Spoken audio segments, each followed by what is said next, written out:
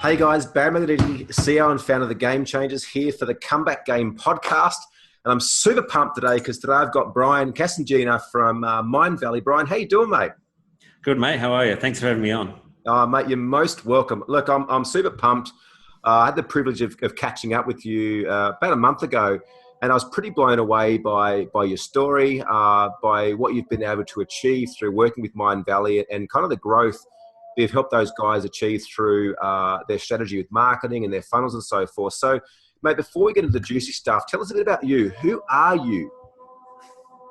Yeah, well, as you say, I'm currently working for Mindvalley. I'm senior copywriter at Mindvalley at the moment, but they're basically my biggest client. I do a lot of freelance copywriting as well, just sort of around that main thing. But yeah, I'm originally from Australia and Adelaide. In fact, it's a city where I'm from. And that's where, little old Adelaide, and grew up there. And now I'm sort of traveling around. At the moment, I'm in Malaysia, in Kuala Lumpur. Been traveling around Asia for the last few years. Yeah. Doing a lot of this stuff. And it was great to meet you at the Mastermind the other week. It's a lot of fun, and I was glad to share everything that I did. And hopefully, I can add some value on this call tonight as well. Most definitely. It sounds like you're living in a prayer. Is that the hymns in the background? This is you've chosen the perfect time for the evening prayers here in KL. There's about 2 or 3 mosques very close around, and if you wanted to hit the exact sweet spot where they were going off, this is probably the perfect time. I never record courses or anything around this time. I usually wait a couple of hours and let them get it out of their system. Yeah, the listeners should feel blessed. We've got a bit of background music. Yeah. It gives it a nice atmosphere anyway. Yeah. Something a little bit exotic. Certainly never hear that back home. Yeah. So, mate, before we get into specifically what you're doing now and the successes you've been able to achieve through working with Mindvalley, I'd love to know, like, who were you before? Like, what is it you were doing before you become a copywriter? Yeah. Well, I was working in IT for a long time, and that was kind of a previous life. I don't have any connection to that. I'm no longer a technical person. What I knew back then is so irrelevant that I'm like a typical marketer who knows the psychology part of things. But I can set up a basic site with ClickFunnels or something like that. But that's pretty much the extent of my technical ability. So I've left all that behind because what I really enjoy now is human psychology and the way that people think. That's what really turns me on. So that's why I've moved into a field like this because and that was about coming up on 15 years ago now. So I've been doing this for a while. I've been writing copy for some time, and now I can kind of do that, wherever I want, whenever I want. I'm not a big fan of the name digital nomad. To me, it always sounds like someone living in Chiang Mai on $500 a month. So it has that kind of connotation to it. But that's basically what it is. I can work anywhere online. I happen to be in Malaysia at the moment, but I'll soon move on to somewhere else, and I'll keep going. Yeah, I love that. Mate, what was the defining moment 15 years ago that pulled you into the field? Well, it's funny because back then, this is how long ago that was. I was actually looking for, I wanted to start my own mail order business. So for those of us who have sort of grown up with the online world, this means that you sent out actual physical letters and you put something called a stamp on there, and you send it out to a person's house.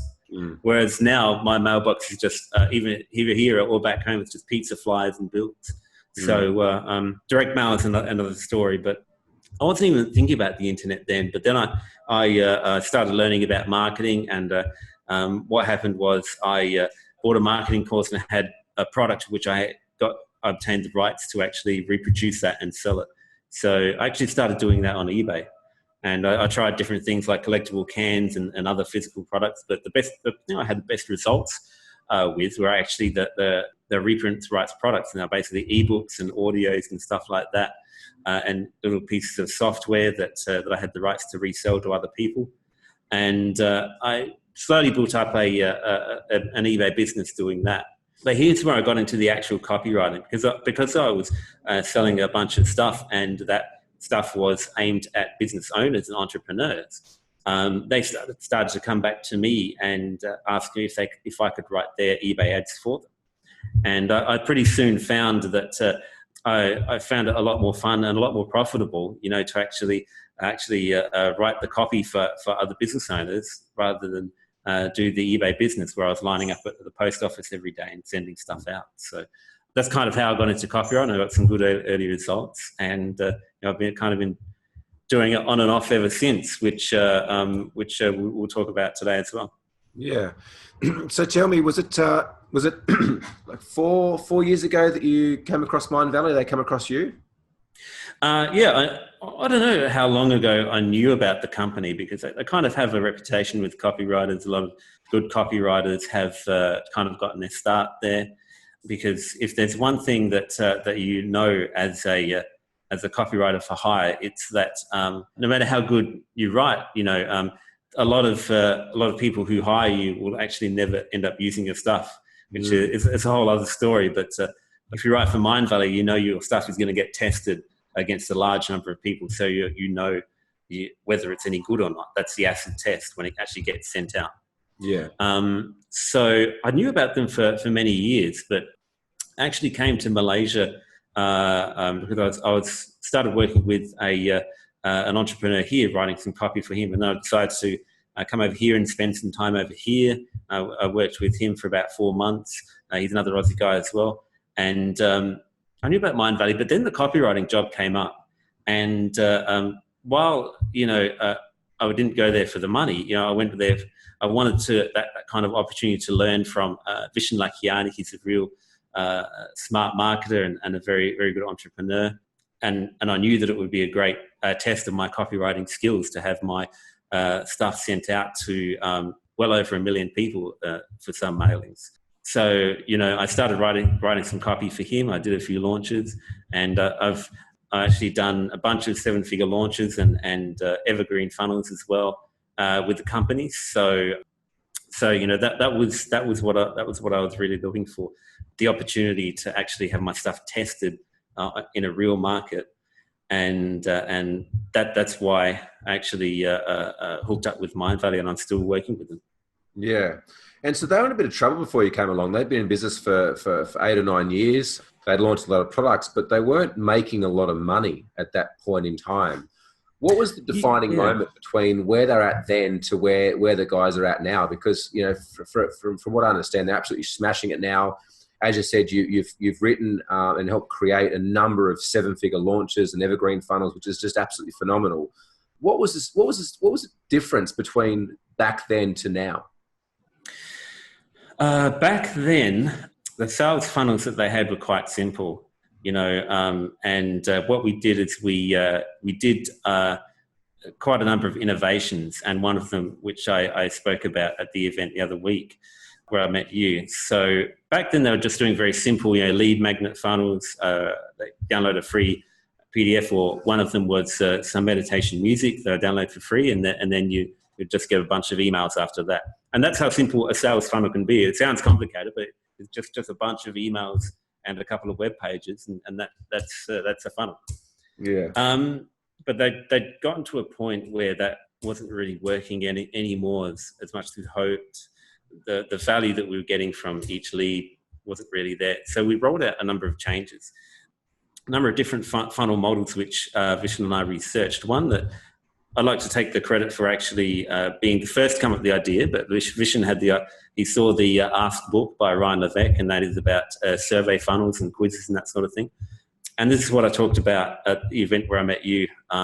The survey funnels that we rolled out, it's quite simple. We just built a quiz, and it determines, like the first one we did was for a meditation product, and it just basically determined which one of the different pain points most resonated with you, and depending on which one you went through from the quiz, you would get a customized sales video for that. And that was the first one we ran out. We duplicated that quite a few times, which is where all the money's coming from now. So one of the keys to the success of the whole thing is just to find a model that works and duplicate that over and over again. But that first meditation funnel that we did with the surveys and everything, we did a couple of other things as well, but over the course of 2016, that's one of the ones that did over $1 million on complete autopilot throughout the years. So when we started duplicating that and rolling that out, not every one of them does $1 million a year, but they all add up until the position where Mindvalley is where it is now, where they're doing quite well. Yeah. Yeah. Let's talk about that. And let's talk about the psychology of that you've just mentioned. Find something that works and then duplicate. Something that we see a lot in the Game Changers is business owners who, they get something that works and, before they've even given it a chance to really milk it for all that it's worth, they're already on to the next thing. Yeah.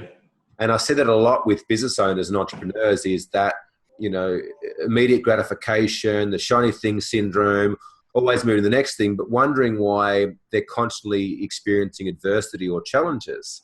Yeah. From a psychological perspective is that, you guys did the research, you had a lot of failures, you did a lot of testing, even coming back to what you said as well around your copywriting. And I suppose this is where I look at everything from a psychological level. Now these guys were prepared to test everything. Yeah. Right? There was no beliefs around how things needed to look. They were willing to throw everything out and see what stuck. And when they started to get some results, to refine them to the point where they had something that works, now it's just duplicate. Now you've been doing this funnel model for how long now, and it's still working. As you said, it's not necessarily doing a 7-figure launch every time, but it's still getting significant results that are adding up to, quite an enormous success for Mindvalley in terms of, their market penetration, their market share, obviously revenue and profits and so forth. But what I'd be curious to know is what have been some of your personal adversities or challenges that you've had to go through to be where you're at now? Because, it's not, I don't know, like I think it takes some courage to kind of pack up shop and decide you're going to be a traveling nomad and have that laptop lifestyle, so to speak. So, I'm curious to know what have been some of the challenges that you've had to overcome personally to be to where you're at right now. I can start with the packing up and the laptop lifestyle because back in Adelaide, we bought a house a few years before we left. It's near the beach in a nice spot, and it's like literally a 5-minute walk to the beach. So that was always pretty good. It was a nice life, and we were comfortable. But I always had that itch. I always wanted to. I always loved to travel. I did a lot of traveling around Australia, different seminars and stuff. Traveled overseas many times especially for copywriting training and that sort of thing. But I just wanted to start. I'd never lived in another country, and I always wanted to actually live in another country and stay there for an extended period of time. But when you uproot your life from a comfortable life, your home country, it's not always easy. I mean, I was working online, so I never had a problem like having to find some kind of work to do. But the house to rent out, it's insane the amount of stuff. When you've got a house full of stuff, even though it's only a relatively smallish place, but the amount of stuff that you've got to get rid of. And 99% of it you won't get anywhere near what you actually bought it for. I had to sell my motorbike, I had to sell the car and all that stuff. I guess not having a car is one thing I don't miss, but not having a motorbike I do miss that. But that was a big psychological thing that I had to get over as well, because my wife as well. My wife was less inclined to actually move overseas. Because she's from overseas originally, and the dream is to migrate to Australia and become Australian citizen, which she did about 10 years before we left. But so she was less inclined. So I had to make sure that she was on board with everything we were doing as well, and the money wouldn't suddenly dry up, and we'd be living under a bridge in a foreign country or something like that. That's always the fear, But the way I worked through all this. I'm kind of a logical kind of person. It comes from being an IT background, and she is as well. So we just literally made a plan and sat down, went through everything, mapped out, where my income was coming from over the next 12 months. It was boring as hell, and I hate this number crunching stuff. It just doesn't, even though I'm a logical person, that doesn't mean the number crunching comes naturally to you. It's just not something I do well. But we sat down and mapped all that out, and then we could both see clearly for the first time exactly what's going to happen for the next 12 months. So that's the way I got over this obstacle. Did it happen? Did it happen as you planned? Nothing ever happens quite as you plan. Some things weren't quite as good. Most things career-wise and business-wise went a lot better than we planned. So that was good. I don't think anything really fell along the exact lines that we planned, but that was a guide. It was a psychological thing. Like it was the framework that we needed to be able to get out of our comfort zone. And that's one small way that we brought our comfort zone along with us. Just have a kind of a framework there. We both knew that it wouldn't happen exactly like that, but as long as we could see the story and didn't just jump in the deep end. Because I've at least 2 or 3 times I've thrown in whatever job that I've been doing and said to myself, this is the time I become a full-time copywriter, working for myself. And then it all goes well for a few months, and then suddenly, before I got good at the marketing stuff, that is, suddenly, I didn't have any clients. I didn't know how to get any clients, and then I'd have to go and get another job or something. So that's the other key to making sure that you actually keep your income going. That's the main thing. Because if you've got money coming in, then you don't have to be that digital nomad living in Chiang Mai on $500 a month in God knows what kind of squalid conditions. But you need that comfort zone, that buffer zone. That's the good thing about being a copywriter, I guess. You only need 1 copy gig a month, and then you can live pretty much anywhere. Yeah. How long did you put in? Because it sounds like you had a few of those moments. 2 steps forwards. I'm going to do it this time. I'm going to make it. Yeah. That would happen, and you 2 steps backwards again, and you'd fall back to what you knew, and you step forwards again and step backwards again. How long did it take to get to kind of where you're at right now? So I started in about, what year was it? 2003. So that's 14 years. That's when I've really started learning about this kind of direct response marketing and this online stuff. And we left Australia to come here in 2015.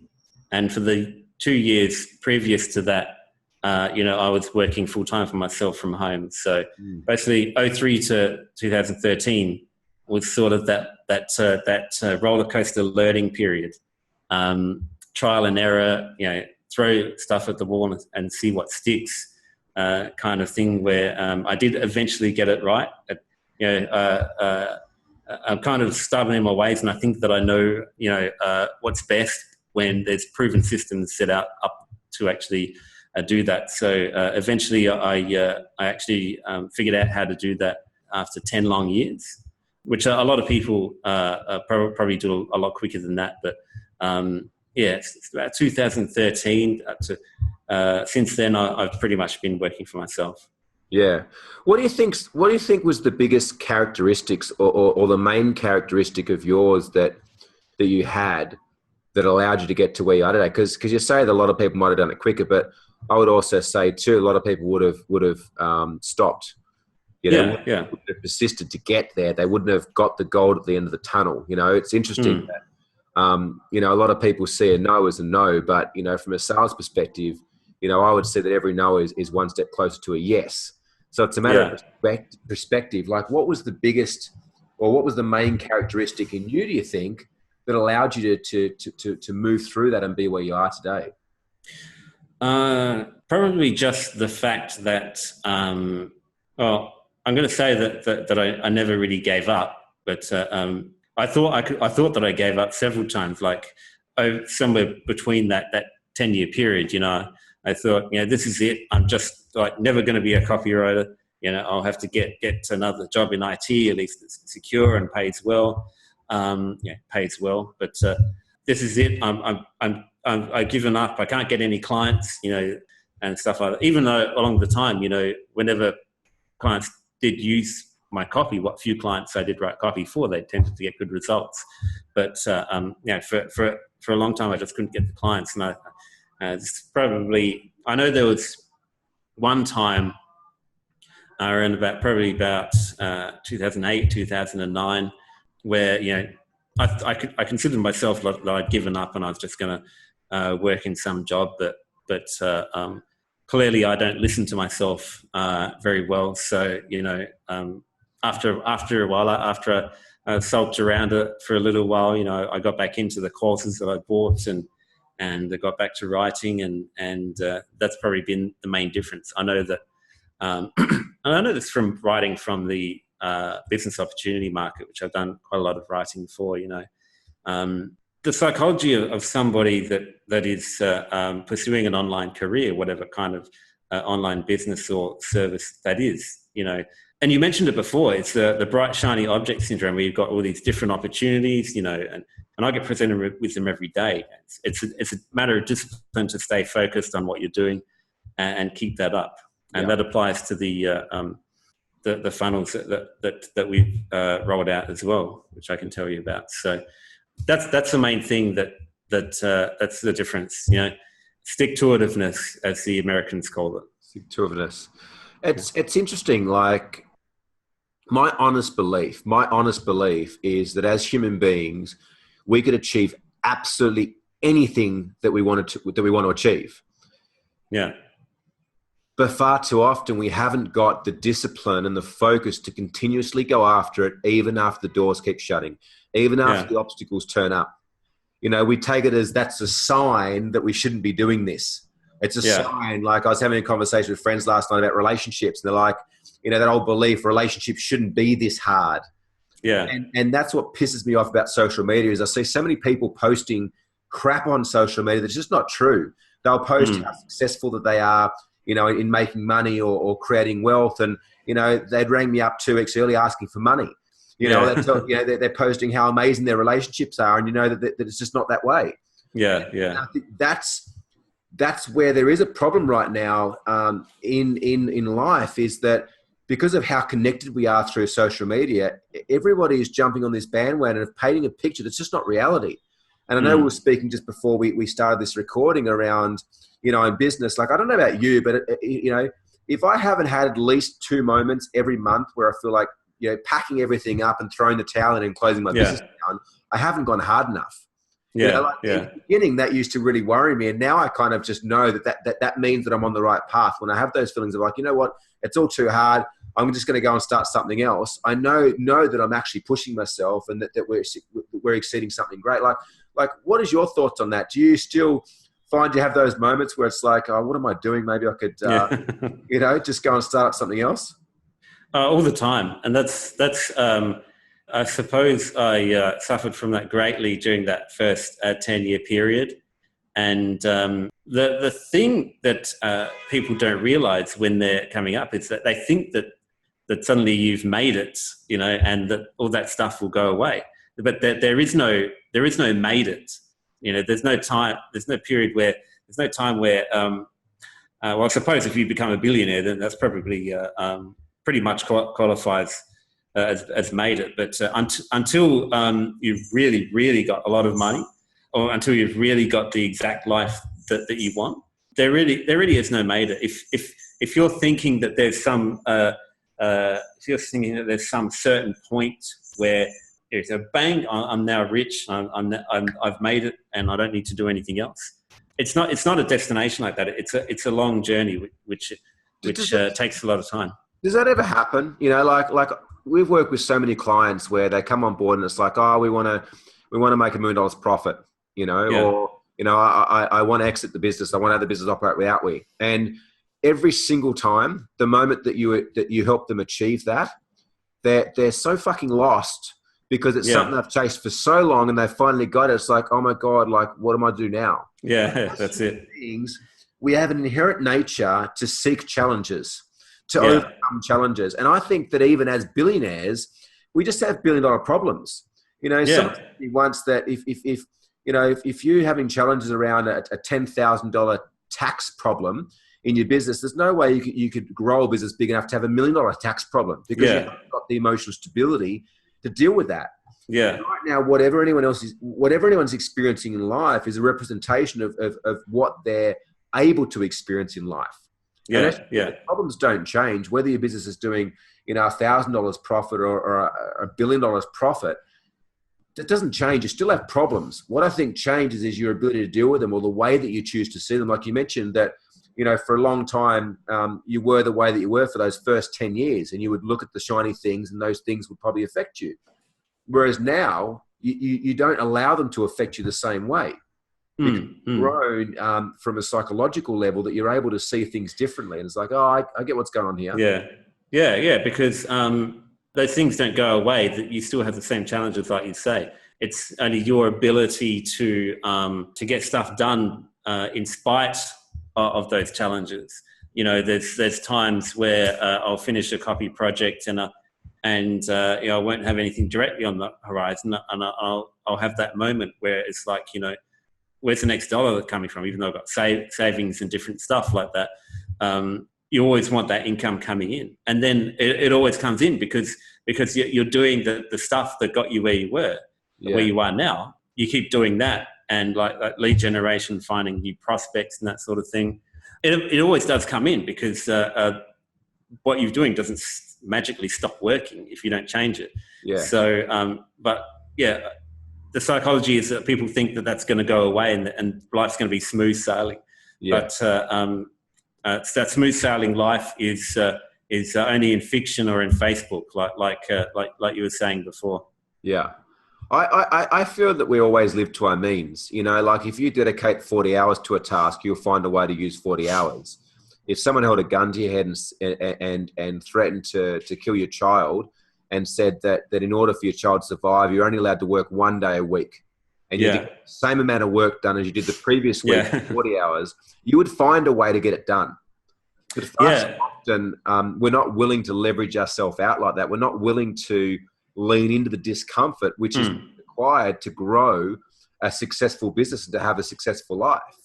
Copywriters live by deadlines. If we didn't have deadlines, it would be hard to finish off any project, and the work that we do have will expand to meet that deadline. So you need to set it like somewhere inside, outside your comfort zone, but inside what you think the project will take.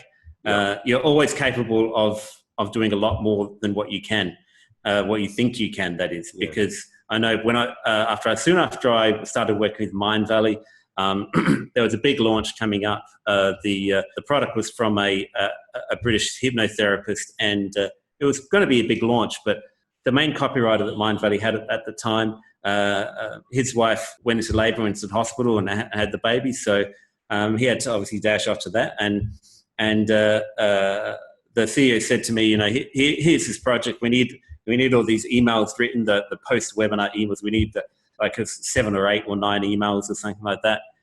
They've already they're about to start going out in a couple of days, I think it was. So we need them pretty much immediately. And like if a freelance client comes along and said, we need 7 emails in 2 days, it's hard to do because juggling other work and stuff. But something like this proves that if I had to do it for some reason, then it's very doable. I mean, because I turned those emails around, and with Vision's help with tweaking them a little bit, that actual sequence went on to do about $1 million from that launch, just from the sales emails that came up after the webinar. So, and that was one of the first. Was the first big launch that I did when I joined Mindvalley. So I just stayed up till 2 a.m. the second night, just writing all of those. And it seemed to turn out pretty well. So when you really push yourself, when you've got that gun to your head, like you say, you can do a lot more than what you think you're capable of. Yeah. It's like the old university assignments. You've got X amount of time to do them. Yeah. But you find that the week before you're pulling all nighters to make sure it gets done. Yeah, cramming. Yeah. That's what I used to do. That's how I got through. We're pretty phenomenal as human beings. And I don't think we give ourselves enough credit of what we're capable of. when you guys, like, you talk a lot about obviously psychology and persuasion and things like that, and something we spoke about one of the previous podcasts is around that the only competition you have is the inaction of your prospects. You don't actually have competition with another company. It's the inaction of your prospects. So when you're sitting down to write copy, or when you're sitting down and you know that the outcome or the end game is to get a prospect to buy a certain product that, you know, you believe and the company believes will change their life, whether it's a meditation product, whether it's a therapy product, whatever it may be. Yeah. You know, like I honestly believe that, you know, we could sell anything as long as there's congruency to it delivering a result for someone, right? And there's the value there for them. Is there a process or a structure that you go through that allows you to speak to this person in such a way that has them driven to take action? Like, is there a set process? Like, how do you know to pull the copy together in such a way that gets the results you do? Because your results are friggin' outstanding. You know, like 7-figure webinars, evergreen funnels are absolutely amazing. And it's not one, you haven't fluked it. You've done it on multiple occasions with a product that's not even your own. So how do you go about pulling that together? It's fascinating. There's not really a defined structure. It's more of a mindset thing. It's more of the way you approach a project. The main thing to keep in mind is to never underestimate the difficulty of actually moving that prospect to take action. There's a very well-known copywriter by the name of John Carlton, and he calls it the somnambulant sloth, where the prospect is lying on the couch, a beer in one hand, remote in the other, and you've got to get them to get up and open their wallet, get their credit card out and dial the number, or go to the website, and all these little actions which when they're on the couch with the beer and the remote, watching the infomercial, you know, that all runs through their head, and you've got to sell them on how it's better to go through all that and get your product than it is to just, you know, sit back and see what else is on TV. So never underestimate what the difficulty of the task in getting someone to take action. So that means when you approach a project, whether you're writing the copy or building the funnel or putting together a campaign, whatever, that means you approach the actual project with an attitude of doing absolutely everything it takes to get that person to take action. So if you're generating leads on an opt-in page, you know, you give the best content and you give the most content, and you give your absolute best and most attractive offer to get somebody to sign up to that. And the other thing you can do is make it different and really interesting, which is key to the success of some of these survey funnels. When the person watches your webinar, you know, you've got to do everything in your power to get them to click on the buy button. You could give every bonus that you can, and you could clearly communicate the value of the offer, and you've got to do that at length. Lower price points, it's not so difficult, but when it comes to, I guess it's the mindset is the same no matter what the price point is. You know, it sometimes seems easier when it's a lower price point, but then you're getting more opportunistic people buying there. Whereas you go to a higher price point, like have a course of $500, that starts to get, you know, it's not so easy to get that purchaser, but they'll end up being a better customer later on. So you've got to, that's why bonuses work so well. You throw in every free bonus that you can, make a package as valuable as you can, and make it an absolute drop dead no-brainer offer to sign up for, which the person would have to think to themselves, well, I'd just be silly to pass this offer up. Yeah. Everyone loves a free set of steak knives, right? Yeah, exactly right. Yeah. Mate, well, look, you know, I could speak for myself in saying that, you know, you're absolutely fantastic at what you do. We believe in opulence, which is giving freely and supporting people. And, you know, for the guys and girls out there that are listening and tuning in, you know, over 1 million listeners, how could they contact you? You know, if they've got a business right now and they're maybe struggling around their lead generation and you know, marketing and getting new clients in their business, and they're wanting to find someone of quality, because, you know, there's a lot of people out there doing marketing or doing copywriting and promising results. And I can tell tell you from my own experience that some of these marketers, the only thing that they're good at is building their own business, and that's not being disrespectful. But obviously quality speaks for itself. And so for the people out there that like to work with someone like you who's got proven results on the board, I know you do some freelance stuff. How can they find you? Best bet is probably Facebook, and they can find me on there. There's I have a page as well, which is Funnel Influence, which you can find on Facebook. But hit me up on my personal profile, which is just Brian Cassingena. I've also got a really old profile that I don't use anymore, which says Sydney University, I think it is. But ignore that one. My active one, you'll be able to find. Send a friend request and send a message, and I'll be happy to have a chat with you over there. Yeah, fantastic, mate. And so before we wrap up, 2 questions. Number 1, do you have a daily ritual? Do you have something that you do to prime the pump, that gets you going, that puts you in peak state? Yeah. For me, it's bulletproof coffee, and this is something that I missed at Club Med. Gets me going in the morning. I don't need to eat anything until probably early afternoon. Yeah. It works for me. Even though I'm a black coffee guy, every other coffee I have during the day will be as black as they come. But bulletproof with a bit of coconut oil and the butter and stuff. So that's how I get things going in the morning. Yeah, outstanding. Bulletproof coffee. And the last thing, is there any piece of advice or anything you'd like to share with the listeners out there? For me, it's just to keep going because, like I said, I thought that I gave up a number of times, and you can allow yourself moments like that where you just hang out in the house and you just, you might be working at a job and you think that this internet marketing stuff's never going to work. The problem is never with the career that's you're pursuing. The problem is always with the way that you're pursuing it. And that doesn't mean that you're a bad person or anything like that, or that you're not smart. It just means that there are different ways that you can try which might work better. The key is to keep going. You can consider yourself given up for a few days or a week or even a month, and that's a good way to sort of step back and reevaluate things. Yeah, and then get back into it with a fresh mindset later on. And when you do that, you'll be able to spot all the little things that you were doing wrong and make improvements there. So you can step back at times, have these sort of mini give-ups, but always keep going over the long term. Because if you consider that you're going to be alive in 10 years, where do you want to be after those 10 years? Yeah, and it's always the long game. Yeah. Fantastic advice. It's so true. That was probably the biggest shift for me too, is when I realized I'd been playing the short game for a long time.